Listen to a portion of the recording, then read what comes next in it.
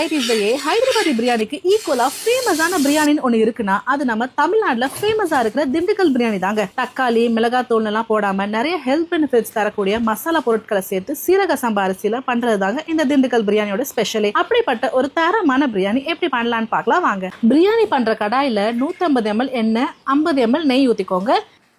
எண்ணெய் மிதமா சூடானதுக்கு அப்புறமா 100 gram mutton கொழுப்பை சின்ன சின்ன பீஸா கட் பண்ணி சேர்த்து நல்லா சுருங்குற வரைக்கும் எண்ணெயிலேயே வறுத்துடுங்க.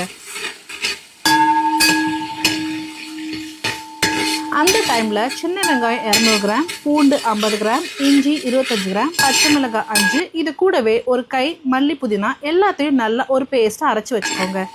ஒன்ஸ் மட்டன் கொழுப்புலாம் நல்லா சுருங்கினதும் அரைச்ச பேஸ்ட்டை சேர்த்துக்கோங்க.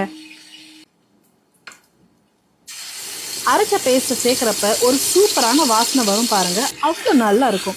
இந்த மசாலாவோட கலர் சேஞ்ச் ஆகி பச்சை வாசனை போகிற வரைக்கும் வதக்குங்க.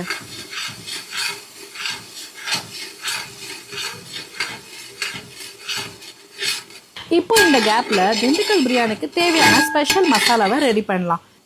முந்திரி 25 கிராம், சின்ன பிரியாணி இலை 2, ஏலக்காய் 4, லவங்கம் 8, முழு மல்லி 1 table spoon, Sahi jeera 1 teaspoon, கல்பாசி 1 டேபிள் ஸ்பூன், மிளகு அரை டேபிள் ஸ்பூன், அன்னாசிப்பூ 2, மராத்தி மூக்கு 3, பட்டை 3 துண்டு, ஜாதி பத்திரி 1, கொஞ்சமாக ஜாதிக்காய்.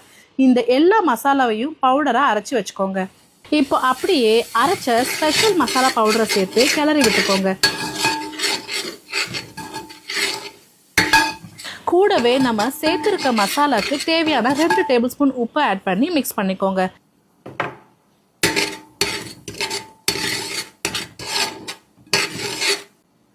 அடுத்ததா நல்லா கெட்டியா இருக்கிற மாதிரியான தயிரா பார்த்து ஒரு 200 ml சேர்த்துக்கோங்க. லேசா புளிச்ச தயிரா இருந்தா பிரியாணிக்கு ஒரு நல்ல டேஸ்ட் கொடுக்கும். அதே மாதிரி கெட்டி தயிரை யூஸ் பண்ணலனா கொஞ்சம் ஜாஸ்தி தயிர் சேர்த்துக்கிறது நல்லதுங்க. இப்போ பார்த்தீங்கன்னா மசாலால இருந்து எண்ணெய் நல்லா பிரிஞ்சு வந்திருக்கும். அந்த டைம்ல மட்டன் 1.25 கிலோ சேர்த்துக்கிறேன். நீங்க 1 கிலோ கூட சேர்த்துக்கலாம். இந்த திண்டுக்கல் பிரியாணிக்கு நம்ம தக்காளி மிளகாத்தூள்லாம் எதுவுமே சேர்க்க தேவையில்லை, சேர்க்கவும் கூடாது. அப்போதான் அந்த ஆத்தென்டிக்கான திண்டுக்கல் பிரியாணி டேஸ்ட் நமக்கு கிடைக்கும்.